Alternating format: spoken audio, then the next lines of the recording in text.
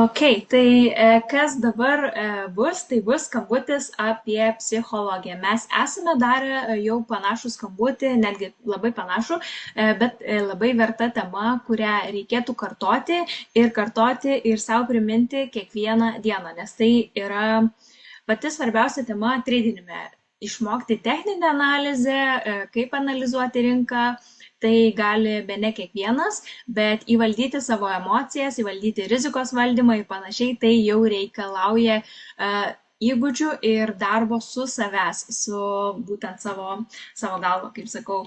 Tai labai svarbu ir man labai patinka, kaip Abdala, mūsų edukatorius visą laiką sako, tai yra labai daug gerų finansų analitikų, kurie braižo grafikus, gali žiūrėti, pasakyti, ką galvoja, bet ko trūksta tiem žmonėm, kad būtų geri traderiai, tai būtent trūksta to execution arba įvykdymo tų visų užsakymų ir tai yra tik tais ateina su tradinimo psichologija.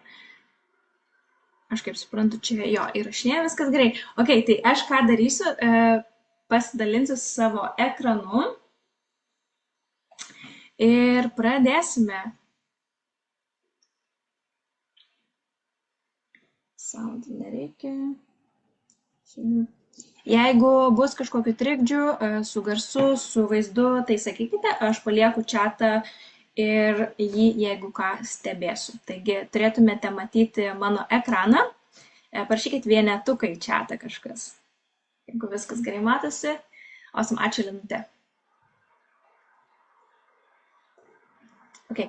Taigi, tradinimo psichologija labai rimta tema ir tikrai pasikartokit šitą video, jeigu ateityje, pasikartokit įrašą, aš paskui gale pasidalinsiu dar būtent iš kur aš sėmiausi visų žinių, sėmiausi informacijos ir man labai patiko būtent tas webinarų rinkinys, tai nepabėkite. Ir pirmiausia, emocijos ir tradinimas. Ar jums teko girdėti trading be emocijų?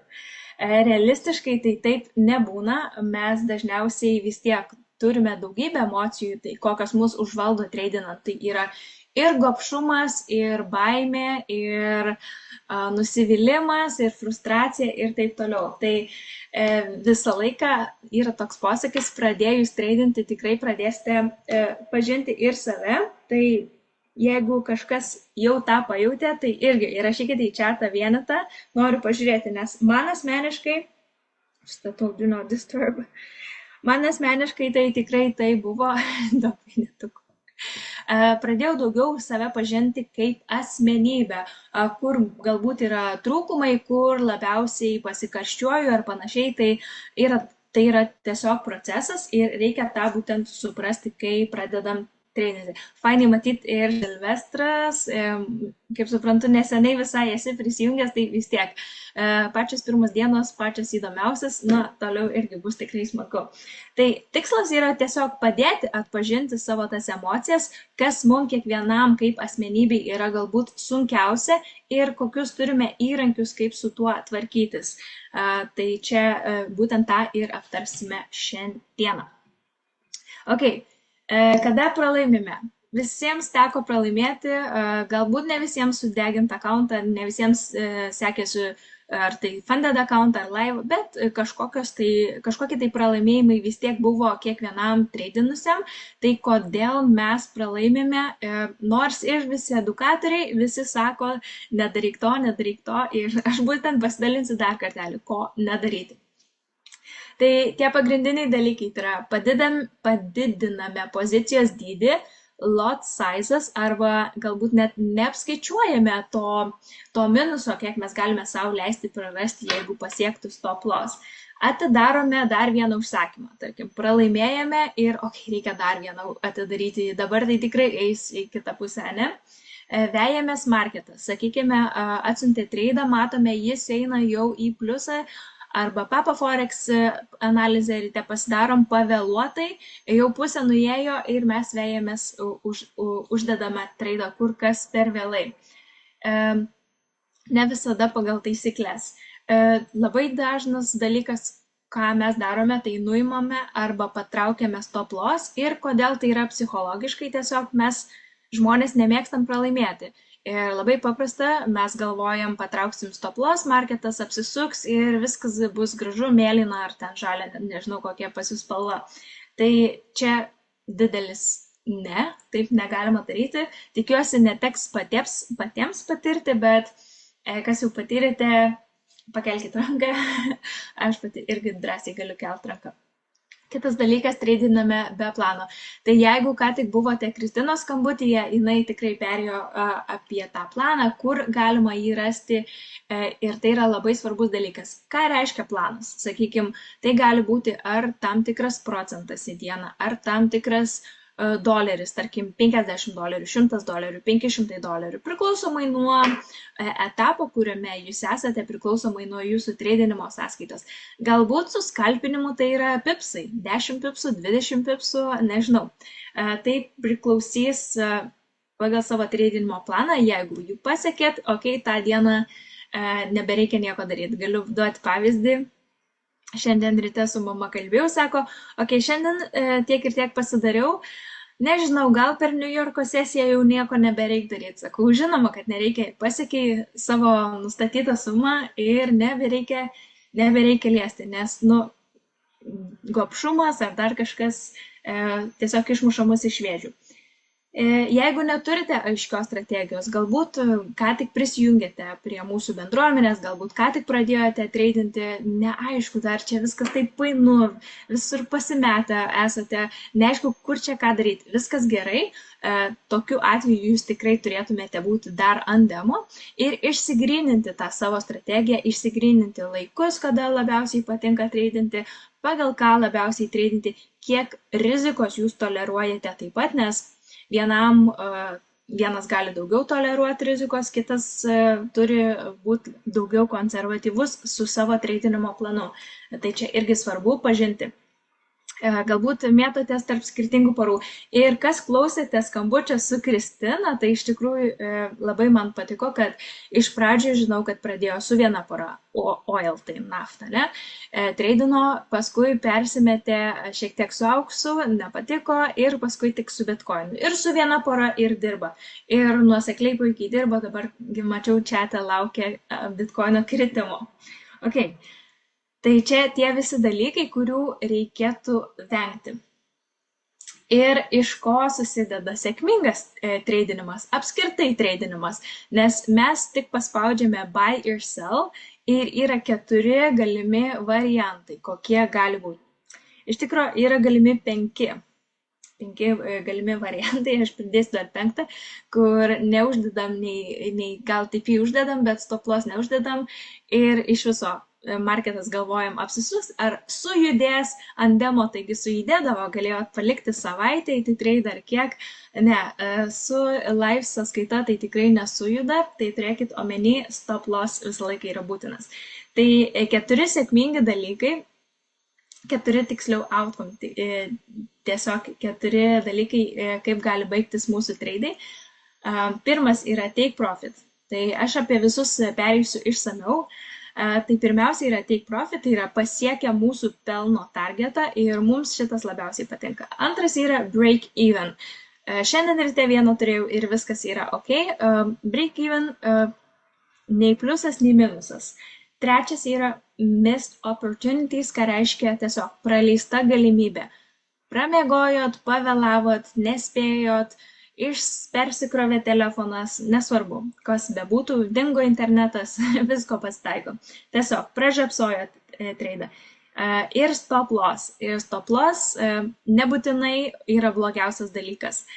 Kodėl? Man asmeniškai kartais blogiau yra missed opportunity. Aš tiesiog buvo geras treidas, praleidau ir taip galvoju, mąstau, būtų buvę $200, o dabar su nieko reikia atidaryti dar vieną treidą. Tai reikia labai atpažinti save, kas jums veikia. Tai pereinam per visus šitus 4 būtent dalykus dabar. Ir kaip traderiai, kaip žmonės norintys uždirbti online, mes visada norime tik TP, bet ne visą laiką jisai būna. Ir dar kokį blogą jausmą atneša TP, tai atneša gobšumo jausmą. Gavome X amount, X kažkokią tai sumą ir mes norime dar ir niekad negana. Todėl čia būtent labai svarbu treidinimo planas ir savidisciplina. Kokie tavo yra dienos tikslai, kokie yra savaitės tikslai, ar jie yra pasiekti. Ir geriausia praktika su šitu kovoti yra dėkingumas, angliškai gratitude. Tai gali būti ir žurnalas, kur jūs rašote, arba tiesiog mintyse, atsiprašau, mintyse galima padėkoti už tą pelną, kurį turite, už apskritai galimybę, kad mes turime galimybę pasimti telefoną ir su juo uždirbti iš bet kurios vietos, keliaujant, kad mes turime internetą, kad mes apskritai visą šitą turime bendruomenę ir taip toliau. Tai reikia būti labai dėkingiams, nes nežinau, ar suvokėte, kaip mums iš tikrųjų pasisekė, kad mes dabar sėdime, ramiai žiūrime Zoomą ir galime save edukuoti, turime šitą galimybę tiesiog taip uždirbti ir mums nereikia lenkt kupros valandas kažkokiom labai sudėtingom sąlygomis. Tai reikia nepamiršti visą laiką būti dėkingiems ir už tai. Antras dalykas yra break even. Čia yra senesnis pavyzdys ir kas man asmeniškai ir bendrai paėmus būna su break-even. Jeigu, tarkim, nueina į break-even, reikia susitaikyti tiesiog break-even. Nei pliusas, nei minusas. Jeigu būtų tokia situacija, kad būtų buvęs minusas, tai mes labai džiaugiamės. Jeigu būtų buvusi situacija, kad jeigu nebūtų break-even užkabinę, tai būtų buvęs pliusas, tada mums yra sunkiau susitaikyti iš tikrųjų. Tai reikia pažiūrėti duomenis. Pasižiūrėti, aš vėliau pakalbėsiu apie žurnalus, ką rašytis į juos. Galbūt mes per anksti uždedame į break-even savo treidus ir galbūt kažkas, jeigu nežinote, kas yra tas break-even, parašykit dvejetuką. Tai žinosiu, ar pasidalinti. Bet pati pirma treidinimo taisyklė yra apsaugoti kapitalą. Tai mes turime dvi taisyklės. Pirma, apsaugoti kapitalą ir antra, kelti tą mūsų kapitalą, tiesiog uždirbti. Ir ką reiškia perdėti į break-even? Tai, sakykime, atidarome užsakymą ir jį atidarome ties... Aš nueisiu į TradingView. Tiesiog,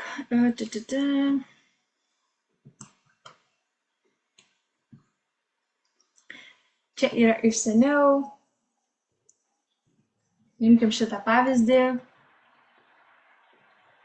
mes čia atidarėme užsakymą, ne? Šitoj vietoj, sakykim, čia atidarėme, kur yra geltona rodiklė ir kaina kilo į viršų, bet kaip matote, viršui turėjo būti mūsų TP, bet nepasiekė. Bet nuėjo visai nemažai. Pusė bent jau TP tikrai nuėjo daugiau negu nei pusė. Tai kai matote, kad kaina pajuda jau gerokai iki čia, ką jūs galite paimti savo stop loss iš apačios ir perkelti jį iki 0. Galite pakelti iki 0, galite pakelti iki šiek tiek į pliusą. Ir tokiu atveju jūs viskas, šitas užsakymas, kaip ir šiuo atveju būtent apsisuko ir nuėjo žemyn, jūs neprarasite jokių pinigų, o galbūt užsidarysite su šiek tiek pelno. Antras variantas, jeigu, tarkim, jūsų lot sizas yra didesnis negu 0,01, jūs ties viršuje galite uždaryti pusę užsakymo ir kitą pusę perkelti į break-even. Visą šitą, kaip ką daryti, mes turime naujiems nariams skiltyje, kaip naudotis MetaTrader 5, tai būtent šitą zoomą reikia persižiūrėti ir čia yra viskas būtent paaiškinta, kaip pusę uždaryti, kaip perkelti į break-even ir taip toliau. Tai grįžtu prie break-even.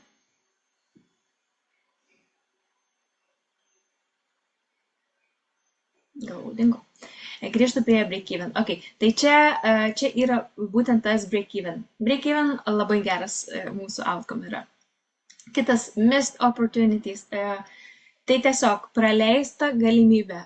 Atsikeliat iš ryto, pramiegoja netyčia, Lietuvoje 10 val. Ryto būna Londono sesija, UK 8 val. Ryto. Tai tikrai įmanoma pramiegoti, bet kartais taip atsitinka, kad būtų labai buvęs gražus treidas. Arba kitu atveju. Tiesiog uždarote prie Take Profit 1, o tiesiai dar būtumėt palaukę kokias 3-5 minutės būtų buvę ir TP2. Gaila, bet reikia džiaugtis su TP1. Ir kitu atveju labai, visą laiką markete yra daug galimybių. Kiekvieną dieną mes turime vien tik su, ką be paimtum, ir Abdalos skalpinimas, ir Papa Forex signalai, ir Papa Forex strategijos, ir kiti signalai Ralpho Manara, taip pat galima tikrai naudoti ypatingai turėsime naujienų kitai savaitai, bet yra dar skirtingų visokių strategijų, kurias galite pritaikyti. Pasinaudokite chat'e, būtent pasižiūrėkite Manara, kaip geriausiai naudoti tą įrankį. Tai bet kuriuo paros metu realiai mes turime galimybių, kada padaryti užsakymą būtent markete. Tai nieko tokio, jeigu praleidžiate vieną kelias.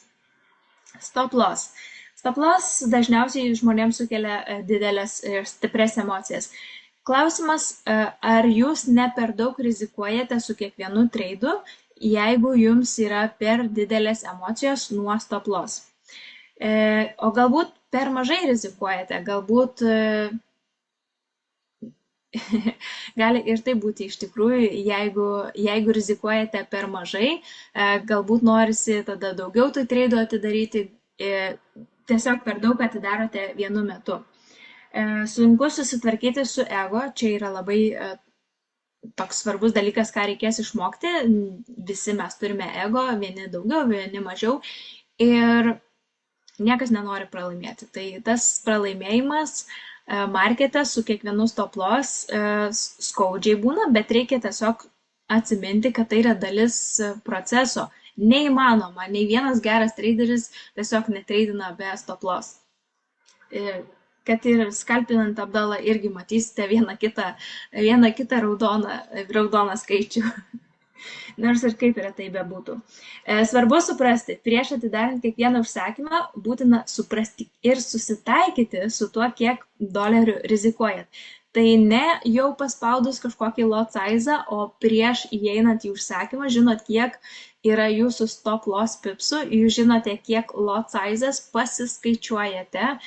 Kol gerai nemokėsite skaičiuoti su demo, būtent kaip kas veikia, tol neikite į laivą. Turit gerai suprasti tą paskaičiavimą, santykį pipsų ir lot size'o. Ir nuėmus, patraukus, neuždėjus stop loss, anksčiau ar vėliau marketas mus pamokys. Tai nebijokite priimti geriau mažo pralaimėjimo, negu sudeginti paskui iš viso visą sąskaitą. Kam to reikia? Ir dar labai svarbus dalykas, kad norint išlikti ramiems markete, kaip čia buvo posakis, treidinti be emocijų, tai reikia žinoti savo skaičius, žinoti savo duomenis. Kas klausė Kristinos skambučio, greitai išpiškino procentus, kiek bitkoinas eina, žinojo viską, ko galima tikėtis, tai tiesiog žinoti savo duomenis. Kristina labai gerai, kai nori, kad užsidarytų bent jau ne su minusu, tik apie break-even. Turi pastebėti, kad perkelti tą break-even, tada jau nebaisu. Kaip pastebėti, tai visą laiką galite užsidėti per TradingView alertus. Aš kai pereisiu į TradingView, galėsiu parodyti, kaip užsidėti alertą. Tai man labai gerai į laikrodį pranešimas ateina, bet gali būti ir į appsą, ir per patį kompiuterį tiesiog išmeta su pipsi, ar ten dar kažką pasako, auksas peržengė šitą ribą, gali net pasirašyti kažkokią tai žinutę savo, tarkim, perkelti į break-even. Duomenų rinkimas. Čia esu užsirašęs, kad ugdyti protinį atsparumą, kad skaičiai galėtų sužaisti ilguoju laikotarpiu. Tai kartais naujokai pradėję treidinti nori per pirmą savaitę tenais užsidirbti labai didelės sumas, ar kuo greičiau ir kuo daugiau užsidirbti, bet reikia suprasti, Ir reikia į tradinimą žiūrėti taip, kai būtų karjera, kai ilgalaikis procesas, kur tiesiog paskui turėtume tą įgūdį, iš kurio mes nuosekliai galime uždirbti, kaip, galima sakyti, algą. Aišku, tai nebus kaip nuėjusių darbą, atidirbai savaitę ir jau, žinai, 500 kišeniai. Ne, tai su tradinimu sviruoja, bet vis tiek mes galime turėti tą įgūdį ir atitinkamai elgtis.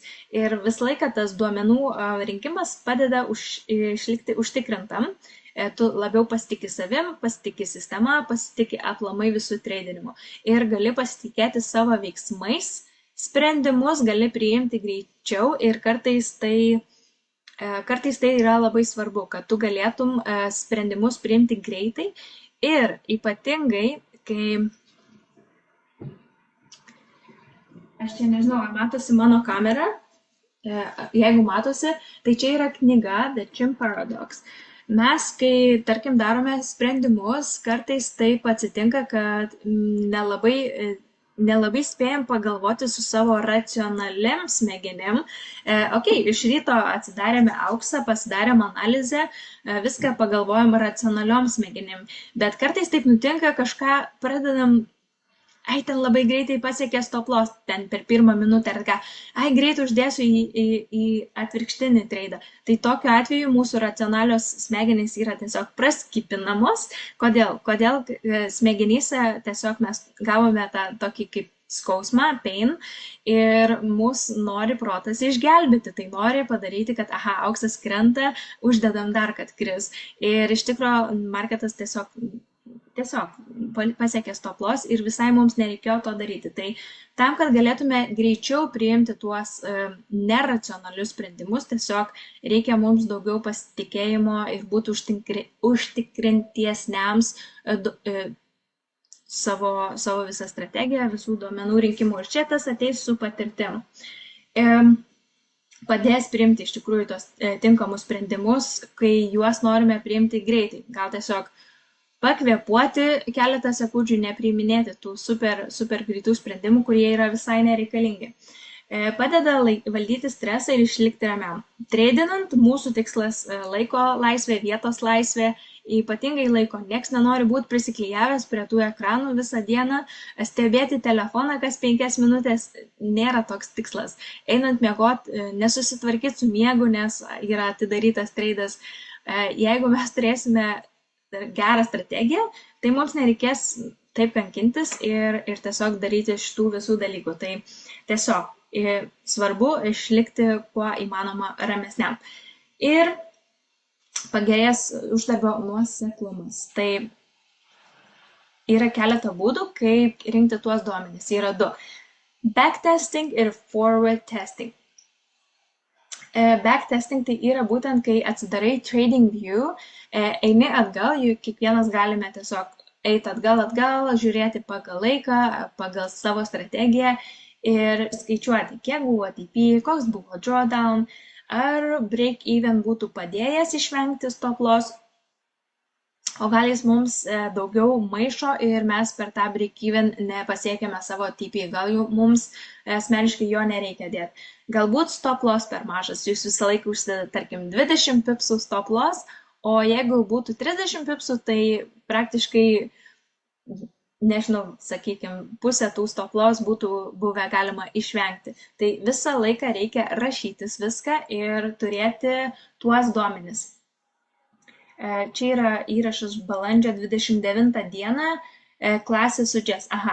Tai čia yra senos slides, tai jau buvo ta klasė, tai yra įrašas ECA. Aš po skambučio įkelsiu būtent, kur jį rasti.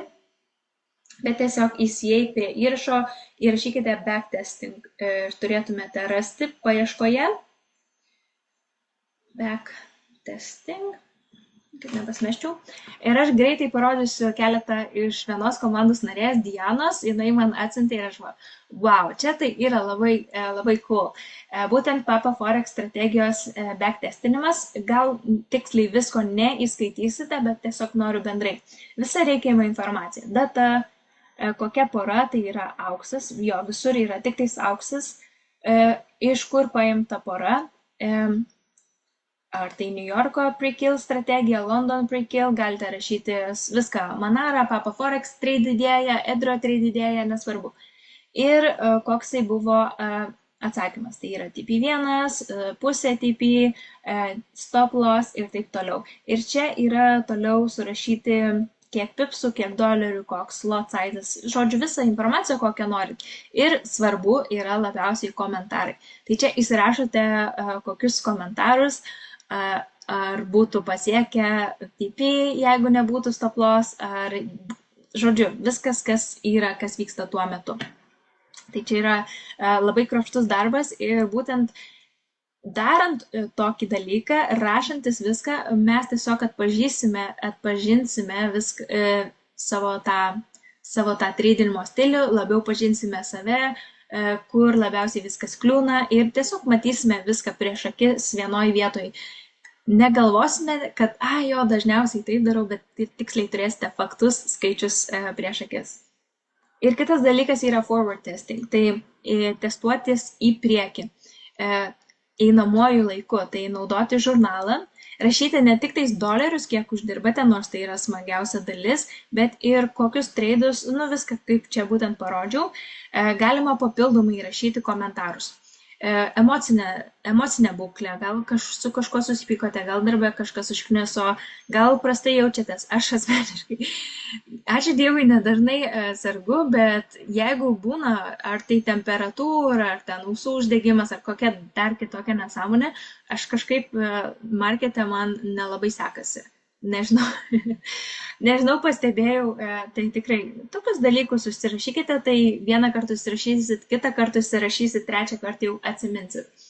Tai aš būtent parodysiu ir tą žurnalą, prie šito žurnalo, kurį aš pati naudoju, visi turi prieigą. Čia būtent yra pavyzdys, kur rašė dieną ir čia yra data, kokia pora, iš kur paimta doleriai. Va, čia pavyzdys. Ryte auksą uždariau ne per TP, bet prie pat TP. Toliau būtų nuėję į TP, bet, žodžiu, buvo labai labai arti ir būtų buvę nesmagu, jei užsisuktų, o dienos tikslas jau buvo, tai kaip ir tiesiog uždariau. Tas pats su DJ, kadangi gold buvo labai aukštai profite, ar netgi jau gal net buvo užsidaręs, neatsimenu, tiesiog perkeliau į break-even Dow Jones, nes jis buvo taip pat aktyvavęsis. Tai čia viską galime rašyti savo. O šitą visą įrankį galima rasti būtent čia, tikriausiai jau žinote, kaip jo naudotis, taip pat galima peržiūrėti, yra mini video, kaip naudotis tradinimo planų žurnalu. Tai irgi labai rekomenduoju rašytis, bet aišku, galite pasigūglinti, tiesiog yra daugybė įrankių, toolsų, kaip sekti savo treidus, MyFXBook galite tiesiog prijungti, tai jums automatiškai viską darys, bet aš rekomenduoju ir patiems rašyti, nes, automatiškai mes nesame tiek emociškai prisirišę, negu kad pats atsisėdi ir turi pasirašyti, ką būtent treidinai, ką darai. Tai čia irgi labai, labai svarbus dalykas, backtestinimas. Ir labai noriu pasidalinti, parodysiu dar iš backtestinimo. Tai tiesiog, čia yra pavyzdys. Paskrolinat atgal, čia yra auksas ir analizuojat. Geras pavyzdys, va čia pasižymiau kažkokius įrašus ar kažką ir paskui tiesiog galite arba į žurnalą susirašyti, ar kaip jūs bedarytumėt, bet svarbu turėti savo duomenis, turėti visus duomenis.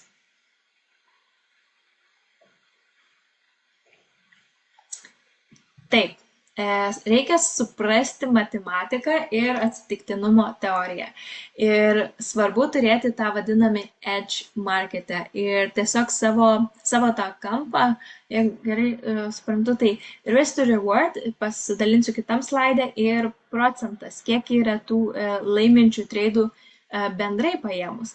Ir reikia nepamiršti tokį dalyką, kad čia yra, man atrodo, 20 bendrai užsakymų ir jeigu 75% bendrai maždaug laimim, tai reiškia, kad gali būti taip, iš pradžių laimim, paskui keletą stop loss, vėl laimim, vėl stop loss, vėl laimim ir taip toliau. O gali būti taip, kad stop loss, vienas laimim, stop loss. Ir atrodo iš pradžių, okei, viskas, metu šitą strategiją lievą, einu kitą ieškoti strategiją arba kitą porą. Nors bendrai pažiūrėjus, rezultatas yra identiškas, lygiai tiek pat stop loss, lygiai taip pat break, lygiai tiek pat take profit, bet kadangi čia taip susiklostė, tiesiog atsitiktinumo teorija, susiklostė, kad iš eilės keletą daugiau stop loss, mes iš karto ir atrodo, kad neveikia nei strategija, neveikia nei tas, niekas neveikia ir supanikuojame. Tai reikia duoti laiko ir reikia duoti pakankamai duomenų strategijai išsibandyti, kad tikrai galėtumėte vertinti tą rezultatą. Aš kai mokiausi statistikos, tai minimum data points, mažiausiai kiek reikia surinkti duomenų, tai yra 30. 30 treidų, 30 duomenų, kad galėtum daryti bet kokį statistinį įvertinimą ir čia yra labai tiesiog banaliai pasakyta. Aišku, galėsite paskui išskaidyti 30 per Londono sesiją, 30 per New Yorko sesiją, toliau galite skaldyti 30 pre-kill, 30 kill ir taip toliau. Tai tikrai reikės nemažai tų duomenų, kad galėtumėte normaliai įsivertinti. Ok, ir kaip ir sakiau, tas risk to reward. Nežinau, kaip būtent treidinate, nežinau, pavyzdžiui, su Papo Forex strategija mes dažniausiai darome 1:1. Yra galimybė 1:2 daryti, ką tai reiškia. Jeigu rizikuojame vieną, vadinasi, pralaimime vieną. Tas vienas gali būti $50, $100, $1000, 50 pipsų, nesvarbu, kaip jūs pavadinsite, 1%, 2% ir taip toliau. Bet svarbu, kiek rizikuojate, tiek ir pralaimite. Taip pat gali būti ir skirtingų. Labai dažnai rekomenduojama, Donis, mūsų naujas edukatorius, taip pat rekomenduoja, Ralfas, žinau irgi, 1:3. Tai ką reiškia? Jeigu vieną rizikuojame, sakykime, $50, tikslas uždirbti yra $150.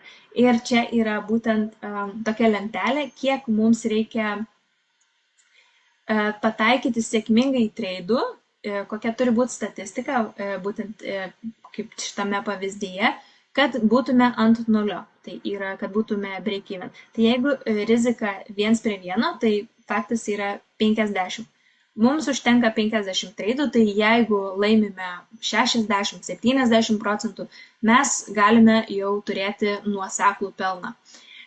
Jeigu risk to reward yra 1:2, tai mums užtenka vos 33 treidų, 33% iš visų mūsų užsakymų, kad būtume ant break-even. Aišku, tikslas yra išeiti į pelną, tai šitą būtent labai reikia būtinai suprasti. Čia apačioje matote atvirkščiai, rizikuojame 2, o laimime 1. Tai jeigu kažkas esate Abdalos skalpinimo sesijoje, esate girdėję max 20 pipsų riziką.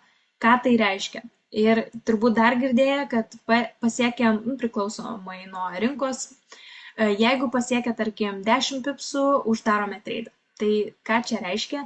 Mes rizikuojame daugiau negu uždirbame, bet ir mūsų laimimumo rodiklis yra kur kas aukštesnis. Kas esate skalpinę, tikrai ne iš pradžių, bet su praktika tai gali siekti 90–95% ir plus.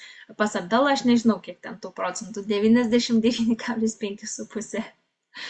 99,5 ar kiek, bet labai aukštas, bet tas ir yra, rizikuojame daugiau negu uždirbame, nors buvo situacijų, kad tikrai, kai skrenda, tai skrenda ir galime susirinkti kur kas daugiau. Tai čia toksai bendras supratimas būtent apie risk to reward ir ką tie iš viso skaičiai reiškia. Ir tiesiog suprantant tuos visus pagrindus, galėsime priimti geresnius sprendimus. Manau, kol kas tiek. Dabar metas klausimams. Kas įdomu, drąsiai klauskite ar pakomentuokite, aš tikrai mielai atsakysiu.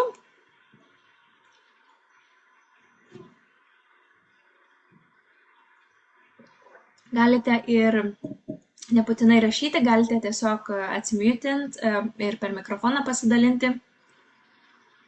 Jeigu nedrįstate, tai palinkėsiu išdrįsti. Katinas kažką nori paklausti, bet uždarytas jisai. Taip. Ok, kaip matau, viskas visiems tikrai aišku, nuo šiol nebus jokių problemų be stop loss ir panašiai.